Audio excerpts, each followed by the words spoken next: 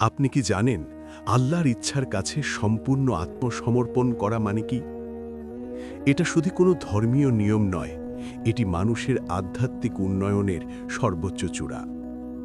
ইসলাম শুধু মুসলিমদের জন্য নয়, এটি সকল মানুষের জন্য একটি সার্বজনীন পথ।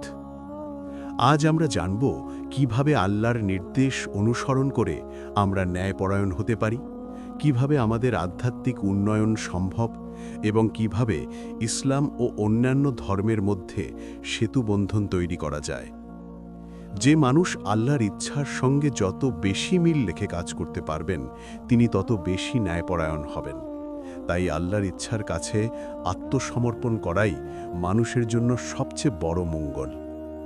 আল্লাহর ইচ্ছার কাছে আত্মসমর্পণ করাই মানুষের প্রকৃত ধর্ম এবং কোরআনের ভাষায় এটাকেই ইসলাম বলা হয়।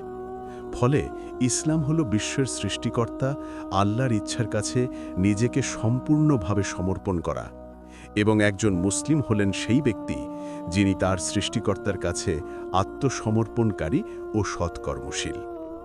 এই অর্থে পৃথিবীর যে কোনো মানুষ, সে যে জাতি ধর্ম বর্ণেরই হোক, তার সৃষ্টিকর্তার কাছে আত্মসমর্পণ করতে পারে এবং সৎ কাজ করতে পারে। তাই ইসলাম একটি সার্বজনীন ধর্ম, যা সব যুগের সব মানুষের জন্য। এটি মানুষের আধ্যাত্মিক উন্নয়নের সর্বোচ্চ স্তর। এবার প্রশ্ন আসতে পারে, যদি ইসলাম আল্লাহর ইচ্ছার কাছে সম্পূর্ণ আত্মসমর্পণ করার নাম হয়, তাহলে মুহাম্মদ সাল্লাল্লাহু আলাইহি ওয়াসাল্লামের সব অনুসারীদের মুসলিম বলা হয় কিভাবে? তারা কি সবাই প্রকৃত অর্থে আল্লাহর ইচ্ছার কাছে আত্মসমর্পণ করতে পেরেছেন বা বিশুদ্ধ আত্মার অধিকারী হয়েছেন? উত্তর হল না। কিন্তু প্রত্যেক বিশ্বাসীর অন্তরের আকাঙ্ক্ষা হল আল্লাহর প্রিয়ভাজন হওয়া, তার নৈকট্য লাভ করা। তাই প্রতিটি বিশ্বাসী আল্লাহর ইচ্ছার কাছে আত্মসমর্পণের জন্য সংগ্রাম করেন, কারণ আল্লাহ চান তার প্রতিটি বান্দা সম্পূর্ণ আত্মসমর্পিত হোক। আল্লাহ সূরা আলী ইমরানের ১০২ নম্বর আয়াতে বলেন, হে বিশ্বাসীগণ, তোমরা আল্লাহকে যথাযথভাবে ভয় করো, আল্লাহর আদেশ যথাযথভাবে অনুসরণ করো এবং আত্মসমর্পণকারী মুসলিম না হয়ে মৃত্যুবরণ করো না। এই আয়াতের অর্থ হল, আধ্যাত্মিক উন্নতির সর্বোচ্চ শিখরে উঠতে হলে মানুষকে দুটি কাজ করতে হবে: আল্লাহর আদেশ যথাযথভাবে পালন করতে হবে এবং তার ইচ্ছার সঙ্গে নিজের ইচ্ছাকে মিলিয়ে সৎ কাজ করার সিদ্ধান্ত নিতে হবে এবং সেই সৎ কাজ করতে হবে। মৃত্যুর পূর্বেই এই দুই কাজ সম্পন্ন করা আবশ্যক। মানুষের ধর্ম ও ইসলাম সম্পর্কে কোরআন থেকে জানা যায়, আল্লাহর কাছে একমাত্র গ্রহণযোগ্য ধর্ম হল তার ইচ্ছার কাছে আত্মসমর্পণ করা। কেউ যদি আল্লাহর ইচ্ছার কাছে আত্মসমর্পণ না করে অন্য কোনো ধর্মের পেছনে ছোটে, তা কখনো গ্রহণ করা হবে না এবং সে পরকালে ক্ষতিগ্রস্ত হবে। যে ব্যক্তি আল্লাহর কাছে আত্মসমর্পণ করে এবং সৎ কাজ করে, সে তার প্রতিপালকের নিকট থেকে পুরস্কার পাবে। তার কোনো ভয় থাকবে না, দুঃখও পাবে না। কোরআন জানায়, সব নবী একই ধর্ম প্রচার করেছেন। যখন আল্লাহ ইব্রাহিম আলাইহিসসালামকে বললেন, আপনি আত্মসমর্পণ করুন, তখন তিনি বলেছিলেন, আমি বিশ্ব প্রতিপালক আল্লাহর কাছে আত্মসমর্পণ করলাম। ইব্রাহিম আলাইহিসসালাম ও ইসমাইল আলাইহিসসালাম আল্লাহর কাছে প্রার্থনা করেছিলেন যেন তিনি তাদেরকে আত্মসমর্পণকারী বানান এবং তাদের সন্তানদেরকেও একটি আত্মসমর্পণকারী জাতি বানান। ইব্রাহিম আলাইহিসসালাম ও ইয়াকুব আলাইহিসসালাম তাদের সন্তানদের বলেছিলেন, আল্লাহ তোমাদের জন্য আত্মসমর্পণের ধর্ম মনোনীত করেছেন, তাই মুসলিম না হয়ে মৃত্যুবরণ করো না। মৃত্যুর পূর্বে ইয়াকুব আলাইহিসসালাম তাদের সন্তানদের জিজ্ঞাসা করেছিলেন, তার মৃত্যুর পর তারা কার ইবাদত করবে? তারা জবাব দিয়েছিল, তারা সেই আল্লাহরই ইবাদত করবে যার ইবাদত করেছিলেন তাদের পিতা ইব্রাহিম আলাইহিসসালাম, ইসমাইল আলাইহিসসালাম ও ইশাক আলাইহিসসালাম।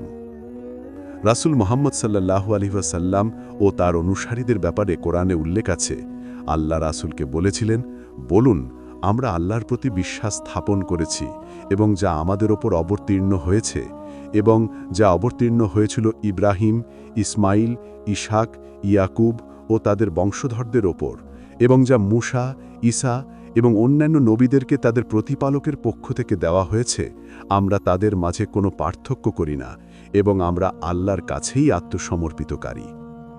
বিশ্বাসীদেরও একই কথা বলতে বলা হয়েছে। আল্লাহ আরও বলেন, রাসূল বলুন, আমার কাছে ওহী এসেছে যে তোমাদের একমাত্র উপাস্য হলেন এক আল্লাহ। তোমরা কি তার কাছে আত্মসমর্পণ করবে? আবার আল্লাহ বলেন, ইসলাম হলো ইব্রাহিম আলাইহিসসালামের ধর্মের পরিপূর্ণতা। আল্লাহ পূর্বের কিতাবগুলোতেও এবং কোরআনেও তোমাদের নাম রেখেছেন মুসলিম, যাতে রাসূল তোমাদের ওপর সাক্ষী হন এবং তোমরা মানবজাতির ওপর সাক্ষী হও। আল্লাহ আমাদেরকে নির্দেশ করেছেন তার প্রতি বিশ্বাস রাখতে, তার সাথে কাউকে শরিক না করতে এবং কেবল তারই ইবাদত করতে। তিনি আমাদেরকে কোরআনকে তার নাজিলকৃত কিতাব হিসেবে মানতে বলেছেন এবং পূর্বে নাজিলকৃত কিতাবগুলোতেও বিশ্বাস করতে বলেছেন। আমরা যদি মুহাম্মদ সাল্লাল্লাহু আলাইহি ওয়াসাল্লামকে আল্লাহর রাসূল হিসেবে বিশ্বাস করি এবং তার পূর্বের সব নবী, রাসূল ও ফেরেশতাদের প্রতি ঈমান রাখি এবং সৎ কাজ করি, তাহলে আল্লাহ আমাদের জন্য জান্নাতের প্রতিশ্রুতি দিয়েছেন। ইসলামের বৈশিষ্ট্য হল এটি মধ্যম পন্থার উপর প্রতিষ্ঠিত। এতে মানুষের সাধ্যের অতিরিক্ত বোঝা চাপানো হয়নি। ধর্ম পালন বা গ্রহণে কোনো জবরদস্তি নেই। আল্লাহ কাউকে তার সাধ্যের বাইরে দায়িত্ব দেন না। ধর্মপ্রচারেও বল প্রয়োগের বিধান নেই। ইসলাম মানুষের স্বাধীন মত, গণতান্ত্রিক অধিকার এবং মৌলিক অধিকারের স্বীকৃতি দেয়। এখন প্রশ্ন আসে, ইসলাম প্রতিষ্ঠিত হওয়ার পর ইহুদি, খ্রিস্টান এবং অন্যান্য ধর্ম কি বাতিল হয়ে যায়?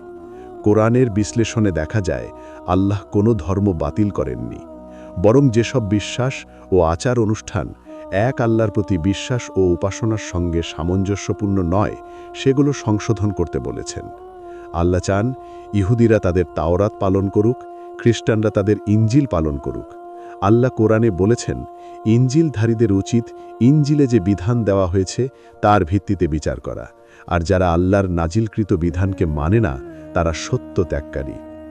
আবার তিনি বলেন, হে আহলে কিতাব, তোমরা কিছুতেই প্রতিষ্ঠিত নও যতক্ষণ না তাওরাত, ইঞ্জিল এবং যা তোমাদের প্রতিপালকের পক্ষ থেকে নাজিল হয়েছে তা পুরোপুরি পালন করছ। আল্লাহ ঘোষণা করেন, যে কেউ, সে মুসলিম হোক, ইহুদি হোক, খ্রিস্টান হোক বা সাবেইন হোক, যদি সে আল্লাহ এবং কিয়ামতের দিনে বিশ্বাস করে এবং সৎকর্ম করে, তাহলে তার প্রতিপালকের কাছে তার জন্য পুরস্কার রয়েছে। তার কোনো ভয় নেই, দুঃখও নেই। এই আয়াতগুলোর সারবস্তু হল, কিয়ামতের দিন সাফল্য নির্ভর করবে শুধু দুই বিষয়ের ওপর: আল্লাহ ও পরকালের প্রতি বিশ্বাস এবং সৎ কাজ। আল্লাহ কোনো ধর্ম বাতিল করেননি। বিভিন্ন ধর্মে যেসব বিষয়ে অমিল আছে সেগুলোর মীমাংসা আল্লাহ কিয়ামতের দিন করবেন। কোরআন জানায়, প্রত্যেক জাতির জন্য আলাদা রাসূল, আলাদা কিতাব এবং আলাদা উপাসনা পদ্ধতি নির্ধারণ করা হয়েছে। প্রত্যেক জাতির জন্য কোরবানি আছে, তাদের উপাসনার নিয়ম আছে। আল্লাহ যা ইচ্ছা বাতিল করেন, যা ইচ্ছা বহাল রাখেন। তার কাছে রয়েছে মূল কিতাব। প্রত্যেক সম্প্রদায়ের জন্য আল্লাহ একটি পথ নির্ধারণ করেছেন এবং নিজ নিজ রীতি অনুসরণ করতে বলেছেন। কোরআন আরও জানায়, আল্লাহ চাইলে সব মানুষকে একজাতি করতে পারতেন, কিন্তু তিনি তা করেননি।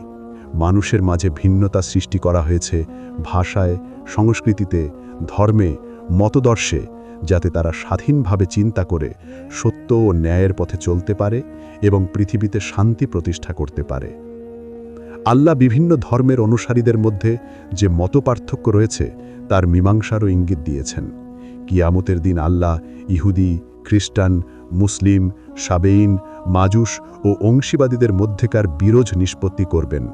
ধর্মের তিনটি মৌলিক বিষয় হল, এক আল্লাহর উপাসনা, তার সাথে কাউকে শরিক না করা এবং আল্লাহ ছাড়া কাউকে প্রতিপালক না মানা। এই তিনটি বিষয় ঠিক থাকলে ধর্মীয় অনুষ্ঠানে নিয়ে বিতর্কের প্রয়োজন থাকে না। তাই বিভিন্ন ধর্মের মধ্যে সমঝোতা সম্ভব। ইসলাম হলো এমন এক সার্বজনীন ধর্ম যার শেষ অধ্যায় হল মানুষের নিজের ইচ্ছাকে মহান আল্লাহর ইচ্ছার কাছে আত্মসমর্পণ করা। এটাই আধ্যাত্মিক উন্নয়নের সর্বোচ্চ শিখর। মানুষ যে কোনো ধর্মের গণ্ডির মধ্যে থেকেই এই উন্নতি অর্জন করতে পারে। আল্লাহর সন্তুষ্টি পেতে হলে মানুষকে এক আল্লাহর প্রতি বিশ্বাস রাখতে হবে, সৎকর্ম করতে হবে, নিজের ইচ্ছাকে আল্লাহর ইচ্ছার কাছে সমর্পণ করতে হবে। জাতি হিসেবে ইসলামের পরিচয় এর প্রবর্তক মহানবী মুহাম্মদ সাল্লাল্লাহু আলাইহি ওয়াসাল্লাম এবং কোরআন তার পথপ্রদর্শক।